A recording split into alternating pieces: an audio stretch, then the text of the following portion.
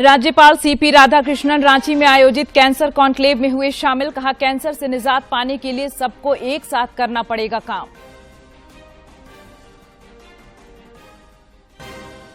मुख्यमंत्री हेमंत सोरेन ने चाईबासा के गोइलकेरा पहुंचकर शहीद देवेंद्र मांझी की 29वीं पुण्यतिथि पर श्रद्धांजलि दी।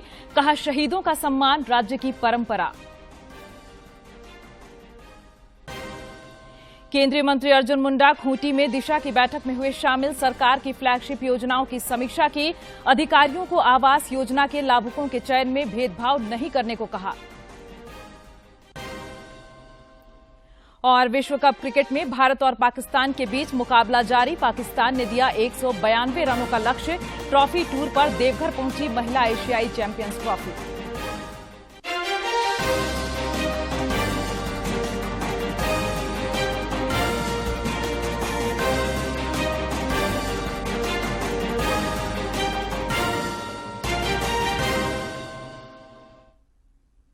नमस्कार, खबरें झारखंड में आपका स्वागत है। मैं हूं प्रियंका और अब समाचार विस्तार से।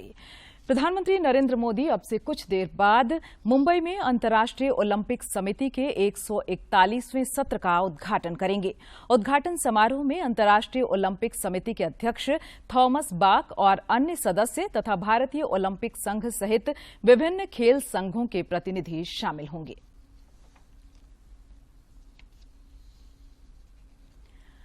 और राज्यपाल सीपी राधाकृष्णन आज रांची में Mahavir Medica super speciality hospital की ओर से आयोजित मेडिका कैंसर कॉन्क्लेव में शामिल हुए। कॉन्क्लेव को संबोधित करते हुए राज्यपाल ने कहा कि हमारे देश में कैंसर की समस्या लगातार बढ़ रही है और झारखंड भी इससे अछूता नहीं है। ऐसे में विचारों के आदान प्रदान से इसके इलाज में सहायता मिलेगी। उन्होंने कहा कि स्वास्थ्य एवं चिकित्सा के लिए लोगों में जागरूकता एवं शिक्षा का होना जरूरी है।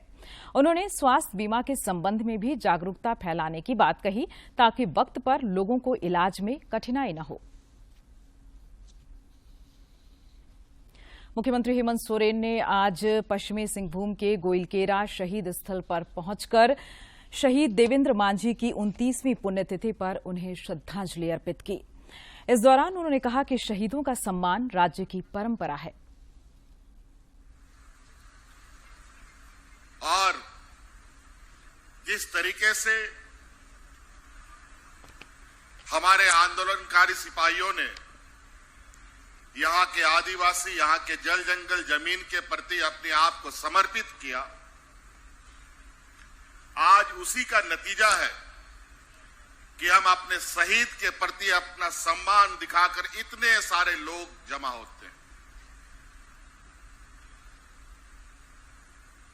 कोल्हान तो पूरा का पूरा शहीदों का भूमि है। हर चौक चौराहे में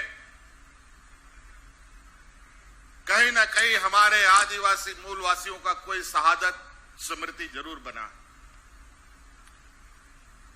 और लगभग हम लोग उन सभी स्थलों में अपना शीश झुकाने के लिए आते हैं।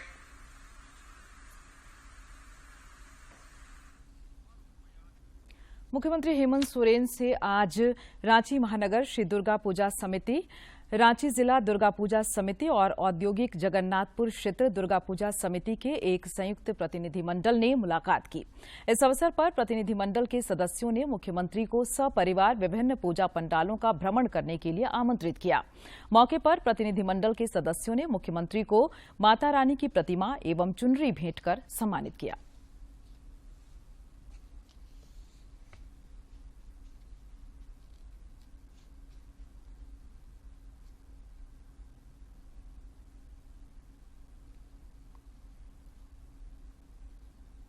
जनजातीय मामलों के केंद्रीय मंत्री अर्जुन मुंडा आज खूंटी जिला में विकास समन्वय और निगरानी समिति दिशा की बैठक में शामिल हुए। बैठक के दौरान उन्होंने अधिकारियों के साथ फ्लैगशिप योजनाओं के तहत चल रही योजनाओं और जल जीवन मिशन, शिक्षा, स्वास्थ्य, कृषि, बिजली, मोबाइल नेटवर्किंग की समीक्षा की। इस दौरान उन्होंने कहा कि लाभुक के चयन में किसी प्रकार का भेदभाव नहीं होना चाहिए। साथ ही उन्होंने स्वयं सहायता समूहों की महिलाओं के आजीविका के लिए बैंकों को सहयोग करने का निर्देश निर्देश दिया। इस दौरान श्री मुंडा ने वन धन केंद्रों के कार्यकलापों की जानकारी ली और कौशल विकास के माध्यम से उत्पादों को विकसित करने और अवैध बालू के उठाव पर कार्रवाई करने का निर्देश दिया। माननीय अध्यक्ष महोदय द्वारा निर्देश दिया गया कि लंबे समय तक आवास को लंबित रखना उचित नहीं है।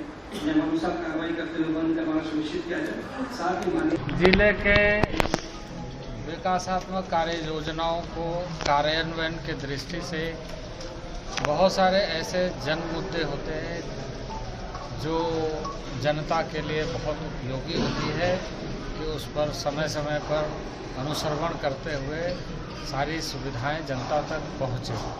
तो इस दृष्टि से ये दिशा की बैठक होती है और इस बैठक में सभी माननीय सदस्य, चाहे वो विधानसभा के सदस्य हों या ऐसे डिस्ट्रिक्ट काउंसिल के चुने हुए जनप्रतिनिधि हों, वो सारे लोगों के साथ पदाधिकारियों की बैठक होती है और उस बैठक में विभिन्न योजनाओं पर चर्चा और उसकी प्रगति की समीक्षा की जाती है। 14 अक्टूबर को विश्व मानक दिवस के रूप में मनाया जाता है। इस अवसर पर भारतीय मानक ब्यूरो की ओर से रांची में बेहतर दुनिया के लिए एक साझा दृष्टिकोण विषय पर कार्यक्रम आयोजित किया गया। कार्यक्रम में कृषि मंत्री बादल पत्रलेख समेत भारतीय मानक ब्यूरो के वैज्ञानिकों ने हिस्सा लिया। विश्व मानक दिवस के अवसर पर रांची में आयोजित कार्यक्रम को संबोधित करते हुए राज्य के कृषि, पशुपालन और सहकारिता विभाग के मंत्री बादल पत्रलेख ने कहा कि यूएनओ के प्रस्ताव के तहत 1 जनवरी 2016 से विश्व के 193 देशों ने मानक को अपनाया है। उन्होंने बताया कि इन देशों में भारत भी शामिल है। लक्ष्य तय किए थे, उसके अनुरूप हम सबको अनुपालन करना है और 1 जनवरी 2016 से 193 देशों ने इसे अपनाया और इसमें हमारा भारत भी है। इस मौके पर जमशेदपुर स्थित भारतीय मानक ब्यूरो के वैज्ञानिक एसके वर्मा ने कहा कि दुनिया के कई देशों में की गई कई बैठकों के बाद यह तय किया गया कि कंपनियों द्वारा बनाए गए प्रोडक्ट को एक मानक के तहत लाया जाए। उन्होंने कहा कि देश भारतीय मानक ब्यूरो इंडियन स्टैंडर्ड को पूरा करता है। वर्ल्ड लेवल पे ये काम करती है। एक आईएसओ है, एक आईसी है, एक आईटीयू है। आईएसओ जो है वो सारी तरह की स्टैंडर्ड बनाती है, आईटीयू जो है टेलीकम्युनिकेशन पे बनाती है और आईसी इलेक्ट्रोटेक्निकल कमीशन जो है इलेक्ट्रिकल इंजीनियरिंग के फील्ड में स्टैंडर्ड बनाती है। तो ये तीनों मिलकर जो है हमारा पूरा जितना भी तरह का स्टैंडर्डाइजेशन होता है वर्ल्ड लेवल पे ये सारा स्टैंडर्डाइजेशन की एक्टिविटी की जाती है उनके तरफ से। कार्यक्रम में कई अन्य वक्ताओं ने भी विषय पर अपने विचार व्यक्त किए।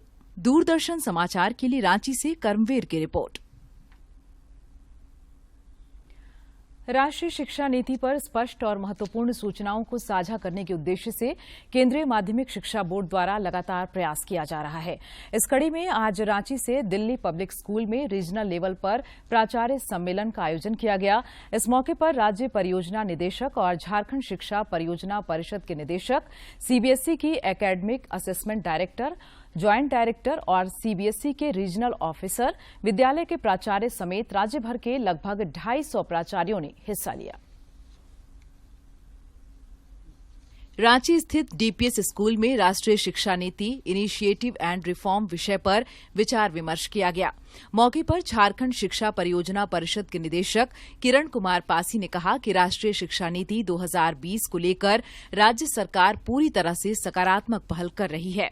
उन्होंने बताया कि राज्य भर में संचालित 80 मुख्यमंत्री एक्सीलेंस स्कूल में सीबीएसई पैटर्न पर पढ़ाई की जा रही है। झारखंड के जो 80 स्कूल ऑफ एक्सीलेंस है, उत्कृष्ट विद्यालय, ये सीबीएसई एफिलिएटेड हैं और सीबीएसई के करिकुलम के अनुसार, सीबीएसई के गाइडलाइन के अनुसार इन स्कूलों का संचालन किया जा रहा है। सीबीएसई भी एनईपी के जो एडवाइजेज हैं उसके अनुसार अपने आप को अलाइन किया है। झारखंड में पहले से चूंकि हम लोगों ने झारखंड के सभी स्कूलों को एनईपी के आधारित जो पाठ्यक्रम है उस पर अलाइन कर लिया है, तो बहुत आसानी के साथ हम लोग सीबीएसई बोर्ड को फॉलो कर पा रहे हैं। इस मौके पर रांची स्थित डीपीएस स्कूल के प्राचार्य डॉक्टर राम सिंह ने कहा कि राष्ट्रीय शिक्षा नीति बच्चों में, स्कूल में और पढ़ाई के सिस्टम में आमूल चूल परिवर्तन लाने वाली है। उन्होंने बताया कि आज शिक्षा के साथ इनोवेशन, आइडिया और प्रैक्टिकल नॉलेज की भी जरूरत है। बच्चों में हमारी शिक्षा के सिस्टम में, पद्धति में आमूल चूल परिवर्तन लाने के लिए है और सबसे बड़े ज़रूरी है कि स्कूलों को इन्फॉर्म करना, स्कूलों को पता होना, प्रिंसिपल्स को पता होना कि क्या चेंजेज हो रहे हैं। अब नॉलेज के जगह पर जो इनोवेशंस हैं, आइडियाज़ हैं, प्रैक्टिकल नॉलेज की ज़्यादा ज़रूरत है, एक्सपीरियंसेस की ज़्यादा ज़रूरत है, स्किल्स की ज़रूरत है। इन्हीं चीज़ों को कैसे स्कूल में वातावरण को परिवर्तित किया जाए, वातावरण जो पढ़ने का है वो ज़्यादा प्रैक्टिकल हो, चौक डस्टर से हटे। इसी के क्रम में सीबीएसई ने एक स्टेट लेवल का कॉन्फ्रेंस किया है, जहां पर स्टेट बोर्ड के भी स्कूल हैं, सीबीएसई के हैं, गवर्नमेंट स्कूल हैं, प्राइवेट स्कूल हैं। सभी लोगों को नई शिक्षा नीति जो 2024 से इम्प्लीमेंट करना है, इसके बारे में बताया जाएगा। गौरतलब है कि 29 जुलाई 2020 को केंद्र सरकार ने नई राष्ट्रीय शिक्षा नीति की घोषणा की थी। इससे पहले 1986 में शिक्षा नीति में बदलाव किया गया था। वर्तमान समय में सरकार का मानना है कि बच्चों में पढ़ाई के साथ कौशल विकास को बढ़ावा मिले। दूरदर्शन समाचार के लिए रांची से कर्मवीर की रिपोर्ट। आगामी लोकसभा चुनाव और राज्य में होने वाले विधानसभा चुनाव के मद्देनजर आजसू पार्टी ने संगठन की मजबूती पर अभी से ही काम करना शुरू कर दिया है। रांची स्थित पार्टी के प्रदेश कार्यालय में आज मिलन समारोह का आयोजन किया गया। इस मौके पर अलग अलग राजनीतिक दलों से जुड़े गढ़वा और हजारीबाग के लोगों ने पार्टी प्रमुख सुदेश महतो की उपस्थिति में आजसू का दामन थामा। इस मौके पर सुदेश महतो ने कहा कि राज्य को विकसित बनाने में सभी की भागीदारी जरूरी है। उन्होंने कहा कि वर्तमान समय में राज्य में अपराध का ग्राफ बढ़ता जा रहा है। उन्होंने कहा कि जिनकी जिम्मेवारी अपराध पर अंकुश लगाना है, उन्हें राज्य के दोहन के काम में लगा दिया गया है।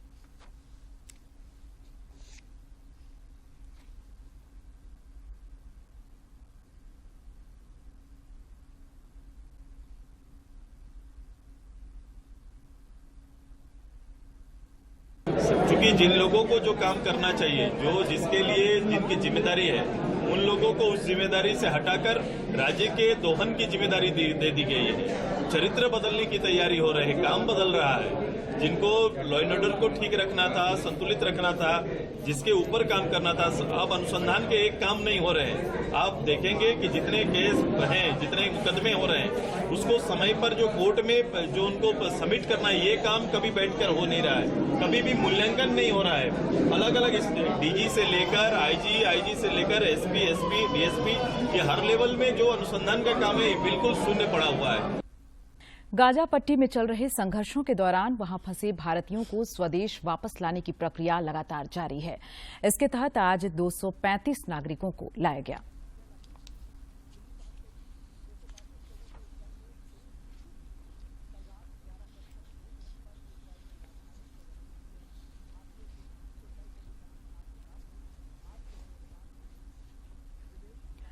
पाकुड़ जिले में जूट उद्योग को बढ़ावा देने और किसानों को उपज का उचित मूल्य दिलाने के लिए सदर प्रखंड के चांचकी गांव में जूट क्रय केंद्र खोले जाने का निर्णय लिया गया है। ग्रामीण विकास मंत्री आलमगीर आलम ने स्थल का निरीक्षण कर किसानों से निबंधन कराने की बात कही। पाकुड़ जिले के चांचकी गांव में खुलने वाले जूट क्रय केंद्र के स्थल का निरीक्षण करने के बाद ग्रामीण विकास मंत्री आलमगीर आलम ने किसानों से सीधा संवाद किया, साथ ही जल्द पंजीयन कराने की बात कही। उन्होंने कहा कि अंतर्राष्ट्रीय बाजार में जूट के बने सामानों की काफी मांग है। ऐसे में जूट की खेती से किसानों को काफी मुनाफा होगा।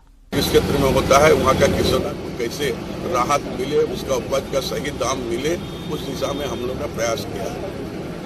और 20 फरवरी को हम लोगों ने एक मेला का आयोजन किया था, राष्ट्रीय मेला का आयोजन किए थे। और यहाँ पर देश के कोने कोने से जो जूट से बना हुआ सामग्री लेकर यहाँ पहुँचे हुए थे।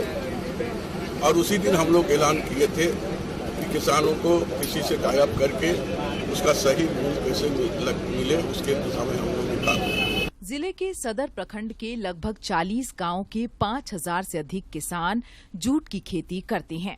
किसानों ने बताया कि जूट क्रय केंद्र खोलने से उन्हें उचित दाम मिल सकेगा। झारखंड सरकार जूट के खेती को बढ़ावा देने के लिए जो कदम जूट के किसानों के लिए उठा रहे हैं, झारखंड सरकार के प्रयास से जूट के किसानों को बहुत फायदा पहुंच रहा है। इससे पहले भी जूट उद्योग को बढ़ावा देने के लिए जिले में जूट हस्तशिल्प मेले का आयोजन किया गया था। वहीं क्रय केंद्र स्थल के निरीक्षण के दौरान उप विकास आयुक्त, Jute Corporation of India, Baharampur के क्षेत्रीय प्रबंधक और सदर बीडीओ समेत कई किसान मौजूद भी थे। दूरदर्शन समाचार के लिए पाकुड़ से रामप्रसाद सिन्हा की रिपोर्ट। मेरी माटी मेरा देश अभियान के तहत नेहरू युवा केंद्र चतरा और सीआरपीएफ 190 वाहिनी द्वारा आज चतरा के बीके 10+2 उच्च विद्यालय कान्हाचट्टी से प्रखंड कार्यालय तक अमृत कलश यात्रा निकाली गई। अमृत कलश यात्रा में बतौर मुख्य अतिथि जिला परिषद उपाध्यक्ष बिरजू तिवारी शामिल हुए। प्रखंड कार्यालय प्रांगण में आयोजित कार्यक्रम को संबोधित करते हुए श्री तिवारी ने कहा कि गांव-गांव से एकत्रित की गई मिट्टी को लाने के लिए अमृत कलश यात्रा का शुभारंभ हुआ है। मेरी माटी मेरा देश अभियान प्रधानमंत्री द्वारा दिए गए पंच प्रण के महान भारत की रचना का राजमार्ग है। इस दौरान अन्य लोगों के अलावा बड़ी तादाद में छात्र छात्राएं भी उपस्थित थे। गुमला सदर अस्पताल के सभागार में आज रक्तदाता समूह और विशेष रूप से लगातार रक्त देने वाले युवाओं को प्रशस्ति पत्र और मोमेंटो देकर सम्मानित किया गया। इस दौरान उप विकास आयुक्त हेमंत सती और सिविल सर्जन राजू कच्छप ने कहा कि रक्तदान महादान है।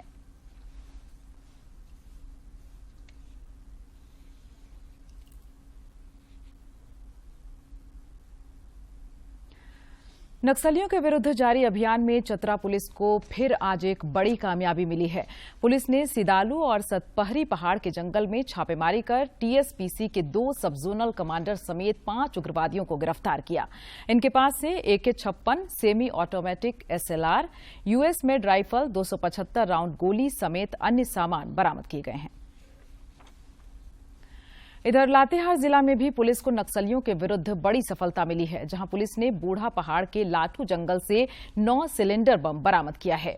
गुप्त सूचना पर कार्रवाई करते हुए पुलिस की टीम ने माओवादियों द्वारा लाठू के जंगल में छिपाकर रखे गए इन सिलेंडर बमों को बरामद किया। बरामद बम में 2.5 किलो के 7 सिलेंडर बम, 1 टिफिन बम और 1 चेक बोल बम शामिल है, जिसे सीआरपीएफ की बम निरोधक टीम द्वारा मौके पर ही डिफ्यूज कर दिया गया। इस बीच सरायकेला खरसावां जिला के ईचागढ़ थाना पुलिस को भी बड़ी कामयाबी हाथ लगी है, जहां एक ट्रेलर से पुलिस ने 810 किलो नशे का सामान गांजा बरामद किया है। इस मामले में 2 लोगों को पुलिस ने गिरफ्तार भी किया है। एसपी ने बताया कि इस मामले में एक व्यक्ति अंधेरे का फायदा उठाकर भागने में सफल रहा, जिसकी गिरफ्तारी को लेकर छापेमारी की जा रही है। गांजा की बरामदगी की गई है और इसमें वो ट्रेलर भी बरामद किया गया है और ये 2 अभियुक्त को इसमें फिलहाल जेल भेजा जा रहा है और इसमें जो संलिप्त और भी बिंदु पर वो जांच की जा रही है, जिसमें कि संलिप्तता आ रही है कि इसमें और भी लोग इस काम में शामिल थे, जिसमें उस स्कॉर्पियो की भी तलाश की जा रही है। पिछले 100 दिनों से अपनी मांगों को लेकर पंचायत स्वयंसेवक राजभवन के समक्ष धरने पर हैं। आज इनके द्वारा झामुमो कार्यालय का घेराव किया गया। हालांकि प्रशासन ने इन्हें कार्यालय तक पहुंचने नहीं दिया। पंचायत सचिवालय स्वयंसेवकों का कहना है कि पिछले दिनों इनके द्वारा झारखंड मंत्रालय का घेराव किया गया था, लेकिन ग्रामीण विकास मंत्री आलमगीर आलम द्वारा इन्हें आश्वासन देकर रोक दिया गया। इनका कहना है कि सरकार अपनी चुनावी वादे भूल चुकी है। विगत 8 जुलाई से अनिश्चितकालीन धरना प्रदर्शन शुरू किए थे राजभवन के पास और इन 8 जुलाई से लेके आज हम लोगों का 100वां दिन है और इन 100 दिनों में हम लोग कई दफा कई प्रकार से कार्यक्रम किए हैं और सरकार तक अपनी बातों को पहुंचाने का हम लोग प्रयास किए हैं, पर बहुत अफसोस के साथ कहना पड़ रहा है कि इन 100 दिनों में भी सरकार के द्वारा हमारी मांगों पर ठोस पहल नहीं की गई है। अभी तक जो है कोई कार्रवाई नहीं किया गया हम लोगों को मांगों को लेके और हमेशा कुछ न। प्रसार भारती के मेंबर फाइनेंस डीपीएस नेगी 2 दिवसीय दौरे पर आज रांची पहुंचे। श्री नेगी ने राजभवन जाकर राज्यपाल सीपी राधाकृष्णन से भी मुलाकात की। इस दौरान उन्होंने दूरदर्शन और आकाशवाणी रांची के कार्यों से राज्यपाल को अवगत कराया। बाद में उन्होंने दूरदर्शन केंद्र रांची में दूरदर्शन और आकाशवाणी के अधिकारियों के साथ बैठक भी की। बैठक में श्री नेगी के सलाहकार सीके जैन समेत दूरदर्शन केंद्र रांची के प्रमुख आरके राव समेत अन्य अधिकारी मौजूद थे।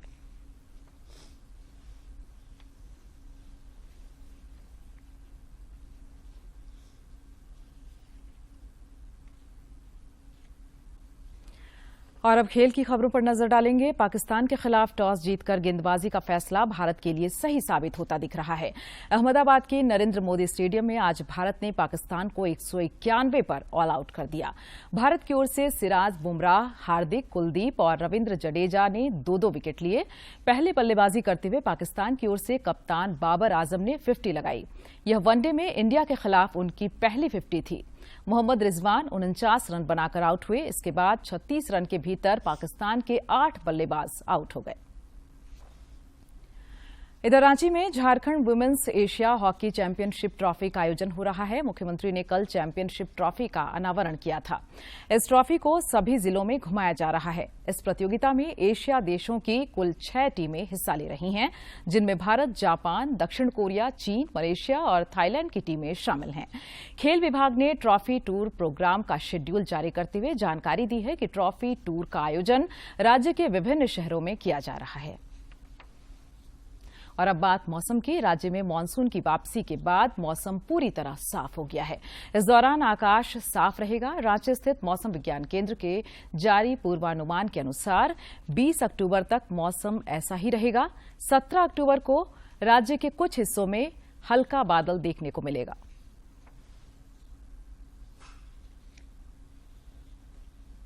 और अब कुछ खबर राज्य के विभिन्न जिलों से।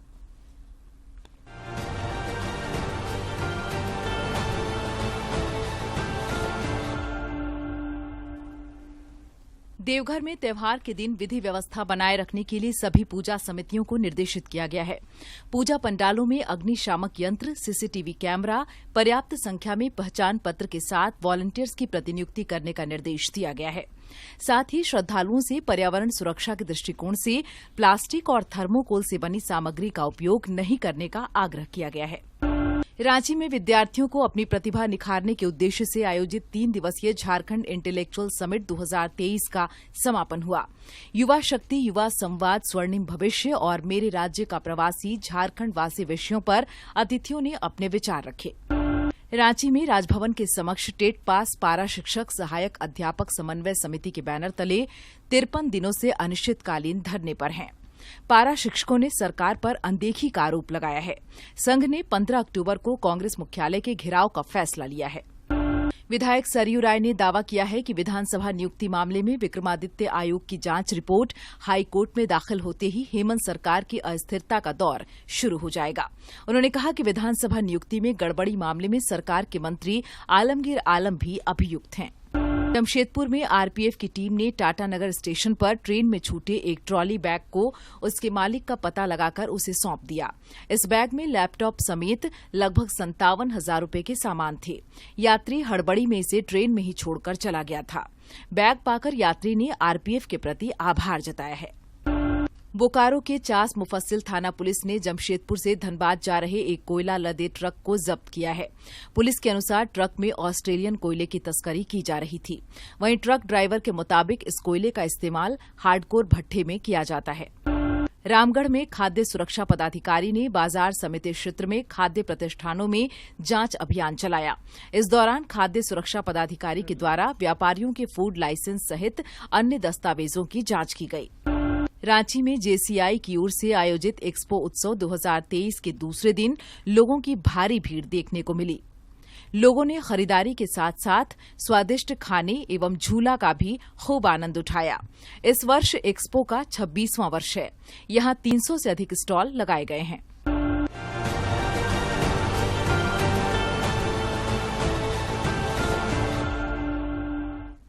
और अब अंत में मुख्य समाचार एक बार फिर।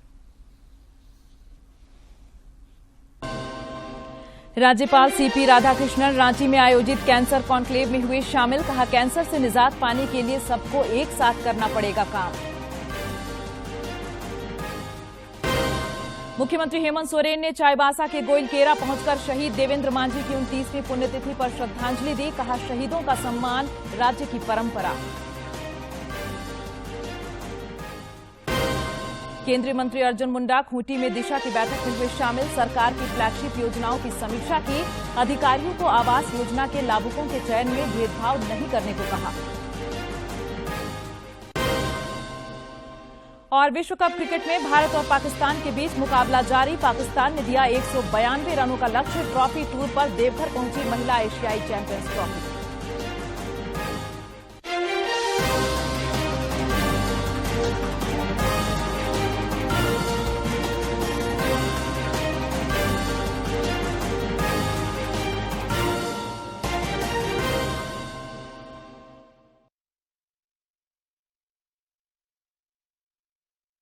झारखंड में हो रही लगातार